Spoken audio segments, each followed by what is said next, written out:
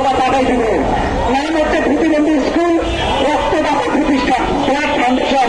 এটা তারপরে সবাই নাম দেখবেন, রক্তের দুধটা দিবেন। আমার প্রতিনিধি আসবে এক সময়। আর আমরা ইলিয়াস ভাইয়ের মাধ্যমে আমরা বলতে চাই, ভাই আমাদেরকে একটা পাগলা বাহিনী বানাই যান, যারা দালালদের সাথে ওখানে আমাদের পিছাই টানতেছে, আমরা তাদেরকে প্রতিহত করতে চাই। সচিবালয়ের গেটে পাহারা বসান। কোন শালা ঢুকে, কোন বাইচার ঢুকে সচিবালয়ে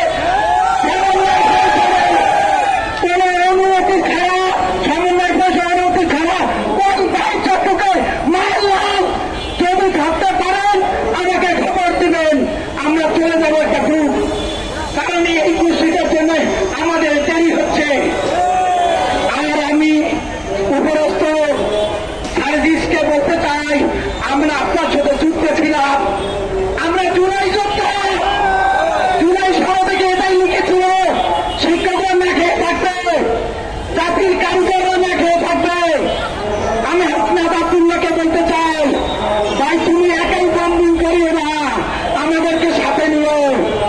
একা কেসে তারা, তুমি একাই গুনিও না, আমাদেরও গুনতে দিও। আমি উপদেষ্টাকে বলতে চাই, আপনি না ডক্টর ইউনুসের প্রিয় লোক, আপনি না এনজিও থেকে এসেছেন, আপনি না সমাজ পরিবর্তনের কথা বলছেন, সমাজ কল্যাণ উপদেষ্টা। আপনাকে বলতে চাই, আপনি না এনজিও নিয়ে আপনার জীবন শুরু করেছেন, আপনি না শপথ নিয়েছেন গ্রামীণ মানুষের জীবন উন্নয়ন করবেন। আপনি আজকে বড় একটা চেয়ারে আসেন, আপনি কি আমাদের কথা আপনার কানে চায় না? নাহলে কি আমাদেরকে কানে শোনাতে হবে? আর আমাদেরকে রাগাইয়েন না, আরো অনেক দিক ঠেকাইয়েন না। যদি আমাদেরকে রাগান তাহলে আপনারা শান্তিতে থাকতে পারবেন না। আপনারা এসি রুমে থাকবেন, আপনারা নেপলাটে ঘুমাবেন, আর আমাদের শিক্ষক ঘুমাবে রাস্তায়। তা হতে পারে না।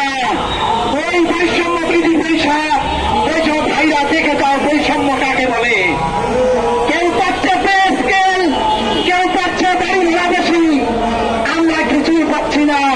আমরা না খেয়ে আসছি, আমাদের সন্তানরা ক্ষুধার যন্ত্রণা ছটফট করছে, আমাদের মা বোনেরা রাত্রি যাপন করছে রাস্তায়, আমাদের মা বোনের পায়খানা পোতাবের জায়গা পায় না, আমাদের ভাইরা ঠিক মতো খেতে পারতেছে না। আর আপনার বৈষম্য বিরোধী বড় বড় কথা আল্লাহ লাভ হবে না। যদি আমাদেরকে শহীদ হতে হয়, আমরা আবার এমপিও নিয়েই যাব। আর